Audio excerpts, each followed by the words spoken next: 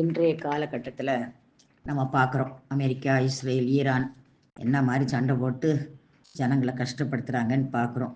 அதனால் எவ்வளோ நஷ்டம், எத்தனை பேர் சாகுறாங்க, எவ்வளோ முன்னேற்றம் தடைப்படுது. ஏதாவது இறக்கம் இருக்கா? இறக்கமில்லாத வேலையை செஞ்சு கஷ்டப்படுத்திக்கிட்டே இருக்காங்க.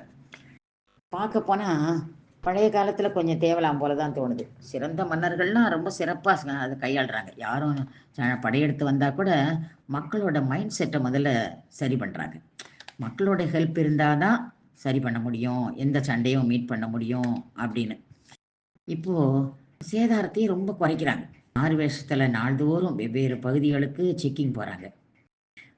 அதே மாதிரி தான் மகேந்திரவர்மர் அதிகமாக மாறு வேஷத்தில் போகிறது வழக்கம்.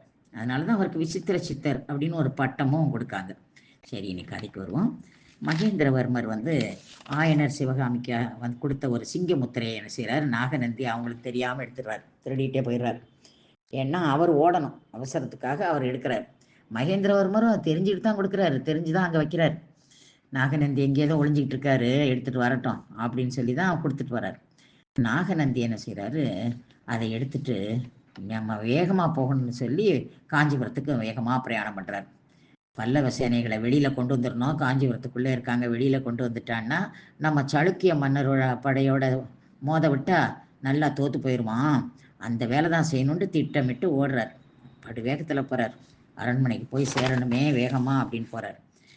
அந்த அரண்மனையில் அதே சமயத்தில் மாமல்ல சக்கரவர்த்தி மகேந்திரருக்குரிய திட்டப்படி எல்லாரையும் கூட்டி வச்சிருக்கிறார். கோட்ட தலைவர்கள், வாரிய தலைவர்கள், மந்திரிமார், எல்லாம் முக்கியஸ்தர்கள் எல்லாம் சேர்ந்துருக்காங்க. எல்லாரும் சாளுக்கிய படையெடுப்பை பற்றி தான் பேசிக்கிட்டே இருக்காங்க. அதில் மந்திரி ஒருத்தர் கொஞ்சம் சத்தம் போட்டு சொல்கிறாரு, என்னது இது, காஞ்சிபுரத்து எல்லையில் நோக்கி சாளுக்கிய படை ஒரு 10 மைல் தூரத்தில் இருக்கா, இன்னும் நம்ம மன்னர் உள்ள வரலையே அப்படிங்கிறாரு. அதே சமயத்தில் தான் உள்ள நுழையிறாரு மாறு வேஷம் போட்ட நம்ம நாகநந்தி. முகத்தெல்லாம் மறைச்சி கட்டிட்டு தான் வர்றாரு. மறைச்சி கட்டி நிறுத்தமாக பட்ட மாறி வச்சுட்டுலாம் வர்றாரு. அப்போ மாறு வேஷத்தில் வந்த நாகநந்தி என்ன செய்கிறார், சிங்கமுத்திரையை காட்டுறாரு. சிங்கமுத்திரையை காட்டினார், எல்லாரும் உடனே பணியணும். ஏன்னா அது மன்னர் கொடுத்த ஸ்பெஷல் முத்திரை. மகேந்திரவர்மர் சாளுக்கிய படையால் சிறைப்படுத்தப்பட்டார் அப்படின்னு மட்டும் சத்தமாக சொல்கிறார். சொல்லி நான் அவருடைய ஒற்றன் நாகநந்தி, தளபதி பரஞ்சோதிக்கு என்ன தெரியும், ஆயனர் சிவகாமியை கண்காணிக்கிறதுக்காக மன்னர் என்னை போட்டிருந்தாரு. மன்னரோட நான் வெளியில் வரும்போது அவரை மட்டும் சிறைப்பிடிச்சிட்டாங்க. நான் தப்பி வந்தேன். உடனே படையை கொண்டு போய் அவரை விடுவிக்கணும் அப்படின்னு சொல்லிட்டு வேகமாக சொல்லிட்டு வெளியேற ஆரம்பிச்சிட்டார். மாமல்லர் நினைச்சா திடுக்கிறார். என்ன ஆச்சு அப்படின்னு சொல்லி பயந்து போய் உடனே சொல்கிறார், வாங்க புறப்படுவோம் அப்படின்னு சொல்லிக்கிட்டு இருக்கும்போதே வாசல் பக்கம் ரொம்ப தடப்படலாம் சத்தம் கேட்குது. என்னன்னு எல்லாரும் பார்க்குறாங்க. மகேந்திரவர்மரே வந்துகிட்டு இருக்கிறார். ஒரு பெரிய குதிரையில் அப்படி அஜானுபாக வர்றார். உடனே சொல்கிறார், அந்த ஒற்றன் நாகநந்தியை அரெஸ்ட் பண்ணுங்க அப்படின்னு சொல்லி சத்தமாக சொல்லி பாதாள சிறையிலேயே கொண்டாடுங்கன்னு அழைச்சி வச்சிடுறாங்க. ஒரு பெரிய வேலையை செஞ்சு முடிக்கிறாரு மகேந்திரவர்மர். இப்போ அரசவையில் உட்கார்றார். மன்னர் உட்கார்றார்.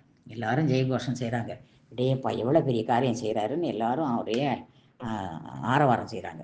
சரி, எல்லாரையும் அமைதியாக இருக்க சொல்லிட்டு மன்னர் எல்லாருக்கும் விளக்கமாக சொல்கிறார். சபையில் இருக்கிற எல்லாரையும் பார்த்து, உங்கள் எல்லோருடைய ஒத்துழைப்பும் எனக்கு கட்டாயம் வேண்டியது இருக்குது. அந்த இது இல்லாமல் நம்ம பொலிகேசியை ஜெயிக்க முடியாது அப்படின்னு சொல்கிறார். எல்லாரும் ஆமாம் கண்டிப்பாக எல்லாரும் சேர்ந்து தான் ஜெயிக்கணும் அப்படின்னு எல்லாரும் ஆரவாரமாக சொல்கிறாங்க. சாளுக்கிய படை எவ்வளவு பெருசு அப்படின்னு சொல்லி விவரித்து சொல்கிறார். ரொம்ப பிரம்மாண்டமானது, நம்ம நினச்சி பார்க்குறதுக்கே முடியாதது அப்படின்னு சொல்லி சொல்கிறார்.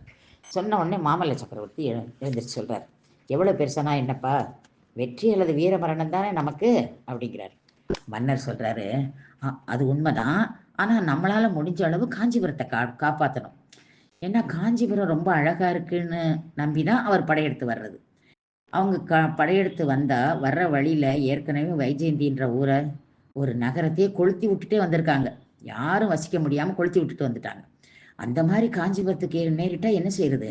அதனால் நம்ம காஞ்சிபுரத்தை காப்பாற்றுறதுக்கு நம்ம பாடுபடணும். அதனால் உடனே நீங்கள் என்ன செய்யுங்க, அவர் ஊருக்கு போயிருங்க. கோட்டைக்கிட்ட யாரும் இருக்க வேண்டாம்.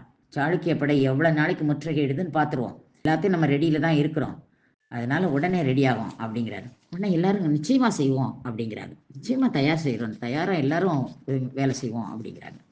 சரி, முற்றுகை நாள் நீடிக்கிற வரைக்கும் நீங்கள் என்னை பார்க்க முடியாது, நான் உங்களை பார்க்க முடியாது. உங்கள் குடும்பங்களெல்லாம் கொஞ்சம் ரொம்ப தூரத்துக்கு தூரம் கொண்டு போயிருங்க. ஒரு சிலர் மட்டுமே அப்படி சுற்றி சுற்றி இருங்க. உணவு தானியங்கள் எல்லாத்தையும் திறமையாக மறைச்சி வைங்க. எதுவும் காட்ட வேண்டாம், பயிரிடவும் வேண்டாம், பச்சையே காட்ட வேண்டாம். ஏன்னா ஆயிரக்கணக்கான யானைகள் வருது. அதனால நீ தண்ணியும் கூட கிடைக்க கூடாது அதுக்கு. அந்த மாதிரி ரெடி பண்ணி நீங்கள் வச்சுக்கோங்க அப்படின்னு சொல்கிறாரு. அப்போ கோட்டையை காவல் காக்கிறவங்க கொஞ்சம் பேர் ஓடி வராங்க. பக்கத்தில் ஒரு பெரும் புழுதி படலம் பெருசாக வந்துக்கிட்டு இருக்கு அப்படிங்கிறாரு. உடனே மன்னர் சொல்கிறார், கிட்ட வந்துட்டாங்க, உடனே நிற்க வேண்டாம், உங்களுக்கு என்ன வேணுமோ அதை அரண்மனையிலேருந்து வாங்கிக்கிட்டு வேகமாக போயிருங்க அப்படின்னு சொல்லி எல்லாரையும் அனுப்பி விடுறார். அனுப்பி விட்டுட்டு தளபதி பரஞ்சோதியை கூப்பிட்டு சொல்கிறார், காவல் எப்படி இருக்குது, நல்லா கவனிங்க, அகழி மேலே இருக்கிற பாலத்தெல்லாம் உடைச்சிருங்க அப்படின்னு சரமாரியாக உத்தரவிடுறார். எல்லாரும் பரபரப்பாக வேலை செய்கிறாங்க.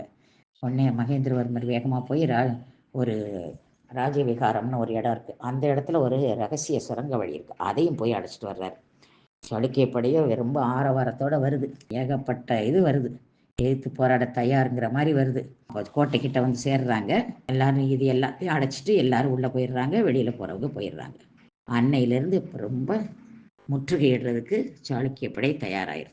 பிரசித்தி பெற்ற முற்றுகை ஆரம்பம்.